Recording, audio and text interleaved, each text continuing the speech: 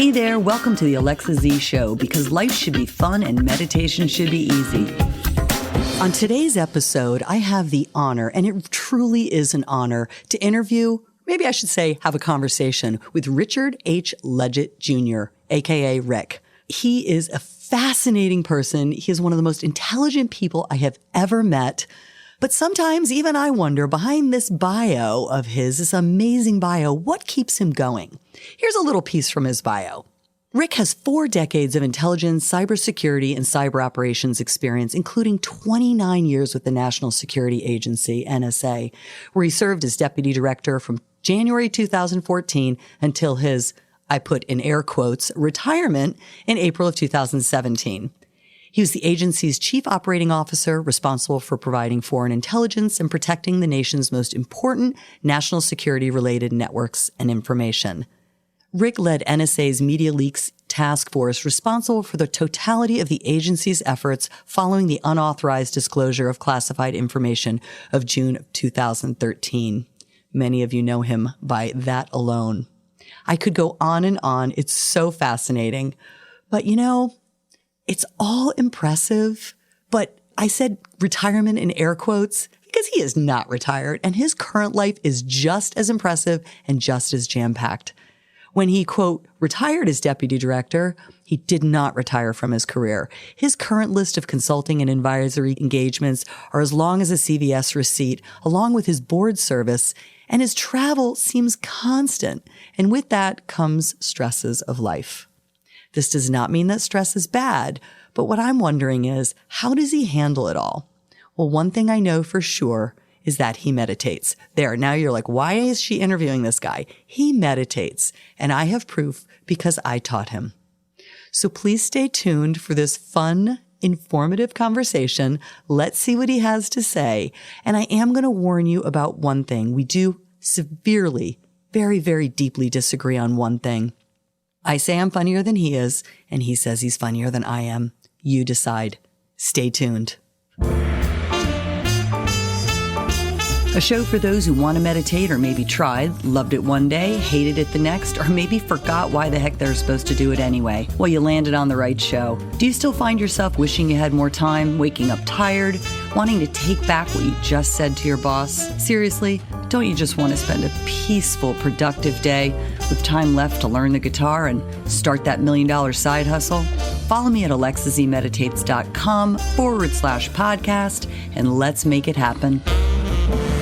Hey there, Alexa Z here, and I am here with Rick Ledgett, who is making faces at me right now. And Rick, first and foremost, I want you to know that I gave you the good mic. Oh, thank you. So if his voice sounds robust and brilliant and intelligent, it's just the mic. So I really do appreciate you being here today. And I am so lucky that Rick, we've met. He's one of the highlights of my life. And I really, really, really do mean that. And I'm hoping you learn a little bit about Rick. Obviously, this podcast is on meditation motivation, but it takes all kinds of people in all kinds of situations. But before we start, now in the intro, you heard me reading his bio. I hate reading things verbatim, but basically I can barely pronounce half the things he does. And I'm pretty sure if I screwed up what he did, he would be not happy. But he did ask me to cut most of it out. And no, I will not. However, let's skip the fancy bio. We know how intelligent he is. And let's ask him, so, Mr. Legett, what's something about you that maybe is behind that amazing bio that people might not know? So I'm a long lifetime Dallas Cowboys fan, which I guess is just further proof of intelligence, as opposed to being a Redskins fan. No comment. Yeah. And an avid motorcyclist. I've been riding motorcycles since I was 15 years old. And how many motorcycles do you have right now? I'm currently at 3. I have 1. I have also had the pleasure of riding with Rick. I am a newer rider along with my husband. So I've had Rick behind me. If anybody has ever met Rick, he's very, very tall, which is why we're sitting in my spa doing this interview. He wanted to get in my van to do it, but he could not fit. But I was very honored to have you behind me on your motorcycle, your giant motorcycle with a tall man. I felt very, very safe. So I appreciate that. Come on, give us one more thing. Ooh, I stumped him.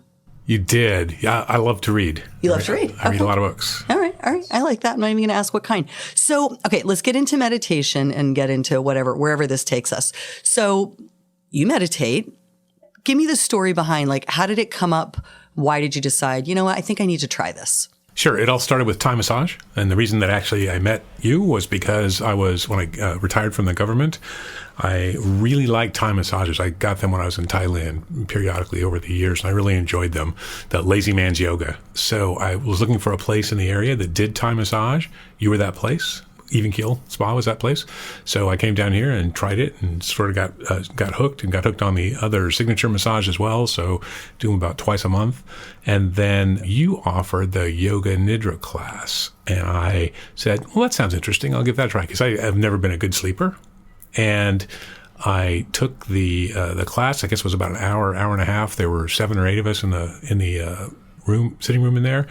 And it was fantastic. And so that got me started on meditation. Okay, so thanks for telling the audience things that they don't know about me. So yes, I am a Thai massage therapist, and I adore Thai massage, which is kind of neat because part of the reason I got into this business is because I'm about nourishing practices.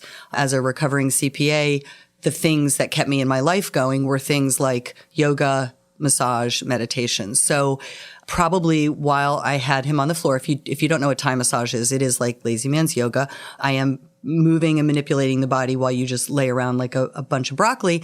And it also gives me time to convince Rick that he should try meditation. Yoga Nidra is a practice that's done on the floor. I hate saying these things, but people call it lazy man's meditation. It's a simple form of meditation, and it's a very deep form of meditation. And a couple of podcasts ago, I think it was 7 or 8, I did a show on Nidra. So if you're interested in learning more about Nidra, you can go back and listen to that. But it is a method of just complete deep relaxation where you lead your brain through waves to take you to that deep restorative rest of sleep. So when you have trouble sleeping, it's a very good thing for that. Okay, so where did it go from there? And let me just say that it works great. I travel a lot, and when I'm, flying to Japan or Australia or places in Europe, and I get jet lag, Yoga Nidra is excellent in 2 ways. One way, sometimes I wake up at 2 a.m. and I'll do Yoga Nidra for 20 minutes and I'm back asleep. No issues without having to take any drugs. Other times that doesn't work all the time, but other times what happens is I'll get up and I'll be tired and I'll get a break in the day and I'll do that for 20 minutes and I'm refreshed. It's like taking an hour-long nap. Almost. It is really definitely is rejuvenating. It is very rejuvenating. So it does not replace, look me in the eye, Rick, it does not replace sleep. It does not replace. You can't not sleep and do it. However, in times like that and jet lag and needing to go to meetings, it is the quicker picker-upper. Yeah. It absolutely is. It's getting rid of like current stress. Yeah. So if you're exhausted and you're at meetings and you've got a lot on your mind, it helps with the current stress and the past stress of not sleeping and getting there. So. And it's also a kind of yoga that I can actually do because I've tried real yoga and I have this standing up problem with, contorting my body into those positions. In fact, I invented a new position. It's called fallen dog. Basically, I fall over in a little pile on the ground and then the yoga instructor looks at me and says, why don't you move your mat next to the wall? Next to the wall. That's a good point. And we are working on Rick's flexibility through Thai massage, and perhaps someday you will see a YouTube video of me teaching Rick yoga, and that will probably have far more hits than this. Okay, so from Nidra, you liked it. It's good for sleep. What was next? So next was the 14-day program that you did. Did I convince you to do that? You did convince me. Yes, okay. You were very convincing. And so it was, started off small with breathing and then body relaxation and then body scan, you call it. And then I can't remember the exact order. There's the questions that you ask yourself. There's the mantra. And we actually had several creative mantras that we were working on. And what was the last one? Oh, it was the compassion and kindness. Okay. Yeah. You actually got them all. I threw in a compassion there too. So this wasn't a day to sell my class. It's just Rick happens to be one of my favorite students, and he's a pretty obviously funny student who at the end of 14 days, he decided it was awesome, and he was very consistently meditating, and he wanted to know what was next, and he read books, and he wanted to know if he should go to India or sit under a rock, and he wanted to levitate. And I was like, dude, you gotta back off a little bit. So, but what I'm really impressed with is the method that I teach. I'm sorry, but I do feel like all meditation is the same. It's just what works for you. And in the method I teach, we do go through connecting the mind, body, and energetic systems through calming the body, calming the mind, using different practices. So it's body scanned, breathing, some self-inquiry questions, mantra. So you are used to all those. And at the end, I tell everybody, do what resonates with you. So of those practices, what's your go-to? If you sat down... Day 11. There you go, day 11. Okay, next question. Yes. What the heck was day 11? So that was the breathing, the body scan, the questioning, and the mantra. Oh, the compassion and kindness thing I kind of do occasionally because I'm not really that nice a person. That's true. But yeah. But I'm also, for me, this is unusual because I'm very analytic and I'm not at all touchy-feely, and anyone who knows me would tell you that. And so normally when people start talking about, chakras and getting in touch with your inner child and that kind of stuff, it makes me just roll my eyes and want to not pay any more attention. But what convinced me was the way that you explained it isn't that way. So that helped. And then there was the book. Don't tell me the name. It was... Starts with an A. Yeah, it was Altered Traits. And it was by the guys who wrote Emotional Intelligence, psychologists. And it was actually all about the science behind meditation, or the science that they're discovering because of meditation would be a more accurate way to put that. And it was fascinating. And it gave me, someone who's, concrete and analytical, something that I could really relate to. So it was very helpful in that way. And that was the first book that I told Rick to read. And he called me like 2 days later. I'm like, that was great. I'm like, you finished it already? I don't even know if I had finished it by then. That is a great book. And I'll put that book in the show notes because there are so many statistics and so many studies, but you need to pick and choose what you want. It's not easy to have controlled groups and uncontrolled groups. That's a great book. That's very solid. But the best test is yourself. The best test is yourself. So when you said, I go to day 11, I like that. Each day it expands and you do a little bit more. So day 11 is probably, if I remember correctly, how many minutes is it? 16. So, well, I guess he remembers it's 16. Okay. So we start at 5 and we end at 20. So your perfect massage, that too. Your perfect you want a longer massage than 16 minutes. Your perfect meditation is about 16 minutes. And you like the combination of the couple of things. Why is that? It appeals to me. It scratches all my itches, in terms of what I'm looking for. I feel good, throughout the day when I do that. And when I do it consistently, which I'm not as consistent as I should be in meditating, over the last 2 weeks, I've done 3 days 1 week and 3 days so far this week. So that's not enough. But the benefits accrue throughout the week. And the more you do it, when I was doing it like for 20 days in a row, huge difference in my sleeping and things like that. Mm-hmm. So are you doing basically a guided meditation every day? Yeah. Yeah. Okay. So the next thing we're going to teach you is to do it without anybody guiding you. But okay. I call that sleep. That's all right. Well, we have a lot of work to do. So for anybody out there, I have no preference. You do what works for you. But one thing I do say is you try to do something consistently. And I did one of my podcasts on apps and how absolutely confusing they can be. Because if you start doing something different every single day, it becomes something else on your to-do list. And you're like, it doesn't have that same restorative feeling. Your brain's like, all right, it's not like today's shoulders, tomorrow's biceps. I'm going to do one body part a day. It's like, no, like build your legs, build your biceps, do something, but keep doing it. So the fact that you like that one and it resonates, that's great. So one thing we also did after Rick started meditating and he wanted more is I suggested we try to use one of my Muse headsets. I don't want to go down the rabbit hole of Muse because I'm going to do a podcast on that. I do love Muse and I've been using it for years and I've used it with a lot of clients. Muse uses an EEG. It's biofeedback on your brainwaves while you're meditating. It's super cool. And like I said, I'll get into it later, but the basis is where are your brainwaves between calm, neutral, and more active while you're meditating. And for people that like to see results, and I trusted Rick with this because I knew you love to analyze, but I also knew you wouldn't go overboard. You did for a little bit, but it does this thing where it gives you feedback. So say you pick the sound of the beach, and as your mind starts to wander, you'll hear a little bit more beach sounds or a storm or something, and that the surf. And so then that will remind you, okay, go back to your breath, go back to what your focus is in that meditation. And then also, if you have all the feedback that's going in your headset, you will hear little tiny birds each time you spend about 5 seconds in the calm part. So what I have an issue with, the right people sometimes it's for the wrong reason. You become so happy about hearing birds that it becomes like, a video game and you want to score a lot. And what's really important is that you're recovering, is that the mind is always wandering. You can't stop your mind. You would be dead. We don't want that. But if you notice the waves go up and down, you're doing it right because you're noticing it's going somewhere and you're recovering. What were some of your experiences with that? No, that's right. It's, you warned me about the focusing on the bird sounds, and I, with varying degrees of success in different sessions, tried to do that. And a couple times I just turned the bird sounds off just to sort of focus on the surf sounds to try to get my head in the right place. But the bird sounds were useful feedback for me to go, okay, oh, that's right. Whatever you were doing there, keep doing that. But they can be a little bit of a problem too. One morning I'm sitting, my meditation spot is a chair in the corner of my bedroom next to the window, back to the window. And I'm listening, I'm meditating, and I'm killing it. The bird sounds are going bonkers. It's like, oh my gosh, I'm going to have 7,000 birds, because each time you get a sound, you get a count at the end. I'm just killing this thing. And I was really proud of myself. And at the end, when the time was up, I turned it off and I looked at the feedback and I had like 7 birds.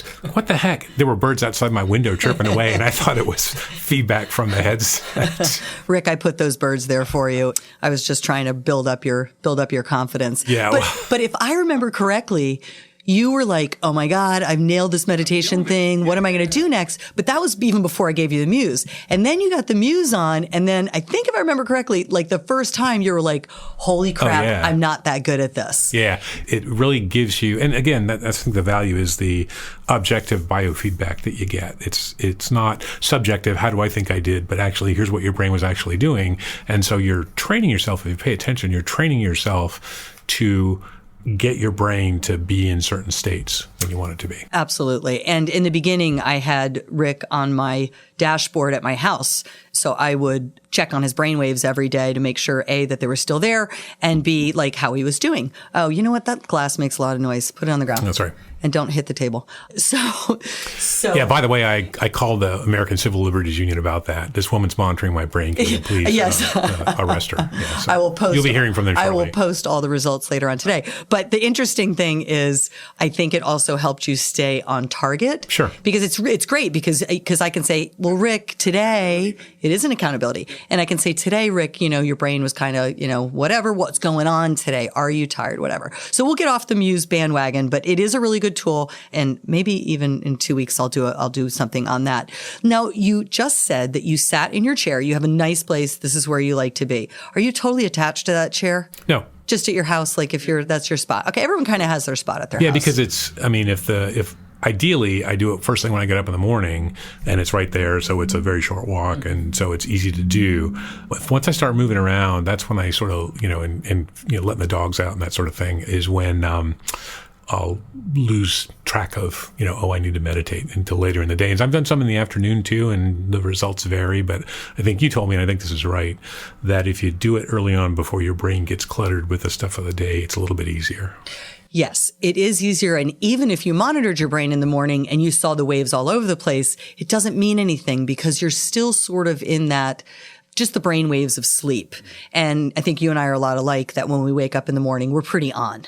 We're pretty on. It's not like we need 10 cups of coffee to start thinking, but I do love that you try to do it first thing in the morning because it is the best and you do get distracted. And if you hit technology or emails, or I always say if you get in the shower, you've already got 50 people in there with you, it's too much. Now, I do know that you have 2 dogs that are the barkiest breed, bar none. You have 2 beagles. Yep. So tell me about the perfect morning and how you hush your barky beagles. So they don't bark until I come downstairs. So that's actually pretty easy. Once they know I'm awake, then they're interested and they're vocal. What I've done before that I like, it doesn't get me the very first thing in the morning, but if I have time in the morning, if it's not a busy morning, I will feed them, let them out, and then they'll come back in, they'll sit on the couch, and one or both of them will climb on the couch with me. And just sit there, and I can do the meditation then. And don't they get used to you doing that? They do. They're totally trainable. They're like, because they actually like to sit with their owner. So, because a lot of people say, I can't do it with the dogs. And if you do need to get up in the morning and do anything, just do it mindfully. Just, keep it silent, let them out, walk to your couch, whatever it is. So on your perfect day, like, what would it look like? It would be that. It would be that. Yeah, because, the dogs are also stress relief for me. They are, part of what makes me. Even the one that tried to bite me? Yeah. Well, it took me a while to train him to do that. Oh, great. Dog seems like everybody but me. So personally and professionally, because you work a lot, what are things that you attribute, just things that you're like, I think this might be because I'm meditating a little bit? I think one thing that I do know is it helps me handle traffic when I go into D.C. and I have to drive, on the Beltway or through the city, which is generally a nightmare. I will do breathing. I won't do full meditation because, I found out that closing my eyes when I drive is a bad idea, although half the drivers on the Beltway seem to do that. But the breathing helps and just sort of lowers my stress level in terms of driving. But when I meditate regularly, it helps with my sleeping, it helps with my concentration. So, what about reactivity? You don't react to any. That. Now, you know what? That's a bad question for you because you're not a reactive person. Mm-hmm. So if meditation it calms your nervous system, makes you more engaged, more focused, less reactive. So I think you're somebody who is you easily focus. You're not very reactive. You're very engaged, which is one reason why the compassion meditation doesn't ring for you. But however, you have 3 brains. You have your reptilian, mammalian, and your primate brain. And by all of these practices, you're getting to use them all. So maybe you might not notice like, oh, I'm not a huggy, kissy, squeezy compassion guy, but you have an unbelievable ability to listen, and to not only listen, but to not be ready to answer. And you hear behind what people are saying. And I'm really sorry to break the news to you, but that is the sign of a compassionate person. I will not tell anyone. My reputation. I will ruin it. I'll edit it from the podcast. A liar. Yeah, exactly. So your military career. Rick is lucky and gets lots of things in his inbox that I don't get. And some of them that he sends me, which I appreciate, are things about the military and meditation and things to do with PTSD and whatnot. And one of the top things in the military is Yoga Nidra that we talked about before, that type of meditation that they've shown is really good with PTSD. So what's your just basic opinion on meditation in the military? And do you think it's possible? Yeah, I think it's great, actually. And I was on the West Coast last year, and I was in the Defense Innovation Unit, which is the Department of Defense's like a startup incubator on the West Coast. And they're on a reserve base there. And while I was waiting to get into the office to see the chief out there, I was looking at brochures, and they had a brochure on meditation. And so I pick it up, and they actually have an app that they give to the soldiers that they can download that lets them track their meditation and has guided meditations and different things in there. But they're actually spending a lot of time on it. And I think it's great for things like PTSD, because that was always viewed as, back in World War I, they called it shell shock, and they thought it was a physical thing. They didn't really realize it was a mental thing. And so I didn't know you were in World War I. I was not. Yeah. I just read about it. These things called books. Sorry, keep going. And they have found that it's actually effective for the folks coming back from Iraq and Afghanistan, who have horrible things happen, like improvised explosive devices that, kill their friends in the vehicle while they survive. And there's like 97 different mental bad things that can happen to you from that. And so this helps people get through that. I think it's a huge thing. I was walking through the hallways at NSA a few months ago, and on my way to a meeting, and door opens as I'm walking by, and 2 Army guys come out. One of them was saying, yeah, I meditated for 40 minutes this morning. And the other guy said, yeah, mine's later on today. So I just thought, wow, that's really cool that they're actually making that an accepted part of the military, not there's like not like there's shame associated with it or anything. There's no taboo behind it. The beauty is we know we can change our brains now. We know we have neuroplasticity and we can make change. So it's much cooler now. Well, I'm really happy to hear that, because I was not in the military. My manager, who you also know, Michelle, is in the military. And sometimes we worry that there's things out there, but are they really getting in the right hands, and are they supporting uses? It's the same thing in corporate, right? Same thing in the corporate world. I can talk to the employees till the cows come home, but unless the executives believe in it and show that they are doing it themselves or, really supportive, it's hard. So it's not just checking a box. Like, yep, we have this. Here's your app. Here's your phone, whatever. This is what you need to do. So that's good to hear. I think Anybody who tries meditation, if you give it a good try, you'll find that it makes you, you described the effects earlier, it makes you more focused, it makes you more efficient, you're able to, more easily maintain an even keel throughout the day. So there's no downside to it. I don't know why anybody wouldn't want to do that. Well, I'll tell you right now, and then this goes with you. I don't have the time. Yeah, well. So right now, I know you're really busy. And so you said 3 times last week. So 2 things. There's meditation and there's mindfulness. So you said in traffic, you used breathing exercises and you're not closing your eyes. That's being mindful, right? Walking in here this morning, coming into the room, being focused, being prepared, taking a deep breath. You're living mindfully, not screaming at people on the road. We're living mindfully. That's what, once you build your muscle through meditation, it's easier to use your muscles throughout the day. So if every day you're meditating, you're increasing your brain, you're doing the workout for the brain, and you're using all 3 of your brains, and you're trying to make unity of your brain. So you're very left brain, but I think you're very right brain too. I can't believe you didn't tell people that you woodwork too. He actually makes cabinets. I haven't done that in a while though. Yeah, I know. But you did it this weekend. So you have these talents in your right brain and your left brain, but when you put them together, life is very complete and you're a very complete human being. So working that muscle, then you're going to live it throughout the day. So the 15 minutes a day, the 20 minutes, I love to get you to twice a day. Time, is it really, there's no time? Or is it just, what is it? If it's not right there, I don't think of it during the day is pretty much the issue. So can I find another 20 minutes a day? Absolutely. And if you use 20 minutes, do you feel like, oh my God, there's 20 minutes out of my day? It's gone. Oh my God. No, it's not so much that. No, I'm just lazy. Yeah, you're lazy. Okay. We got that recorded too.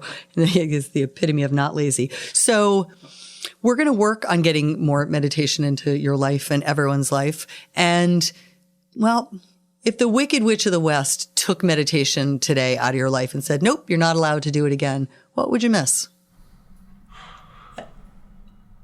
That's a stumper. It is.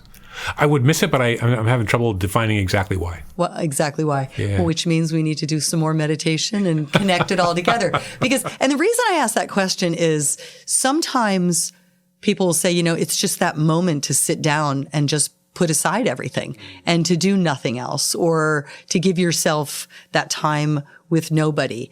I think we both agree that we're the type of people that we love people, we love to talk to people, but we need our alone time. We are definitely, people would say, oh, you're totally extroverts, but really it's an introvert kind of thing. Let's see. Anything else? But you said time to just be alone. I actually feel like when I'm meditating that I'm working. I mean, I feel like I'm putting effort into it. I'm not just, just sitting there. Okay. Like a lump of broccoli. Yeah. I feel like it's rejuvenating and it's refreshing when I'm done, but it's not energyless or effortless. Okay. So that makes sense, but I'm just going to throw this in there too, it's almost, you can't think your way into not thinking. You can't try. I try. If you try, yeah. You cannot. So the thing about meditation is you never want to try too hard. Like if you're going to try really hard, it's not going to work, which is why we say don't try too hard and don't be judgmental. Because the day you thought you had a million birds, you didn't, but it's okay. It still did something. Every time you sit down is a new meditation. But the effort we put in, the beauty of it is we're actually putting effort in to become back to where we were when we were born. We were trying to bring ourselves back to our natural state of being. So it sort of sounds weird, but you're giving yourself the time to build that muscle. It's like crawling. It's like when you crawled as a baby, you didn't be like, I'm putting so much effort into this crawling. Then you're like, oh my God, I crawled, I got like 4 feet. I am totally going to walk now. And then you're walking and you weren't like, oh, I'm so walking. Yeah. Oh, wow. Look at the corner of that sharp table. I think I'm ready to run. Like that wasn't going through your head at all. Maybe you. Do you remember that? Yeah. I don't even remember what I ate for breakfast, but it's that progression.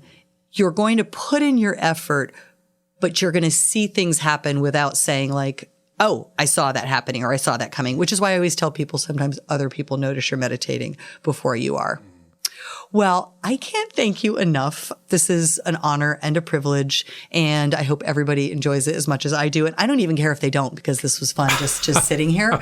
And the really funny thing is the only way we could get this time together and be efficient and effective is to do a Thai massage now. So we are signing off, and then I am going to do a Thai massage on Rick and then send him on his way. So thank you so much. Maybe again, we can do something on another topic. Maybe. Sure. Yeah. Thanks. Okay. Thanks for this. And thanks for introducing me to meditation. I mean that sincerely. Thank you for letting me. Thanks, Rick. Everybody have a great day. Next week, I can't remember. I don't know. Just tune in next week. I'm pretty sure it's going to be on mind wandering. I can't remember the order. And I do ask you, if for any reason you like this podcast, please hit subscribe. I'm not really certain what it does, but they say at the end of a podcast, you should ask people to subscribe. So hit the button. What's the worst thing that can happen?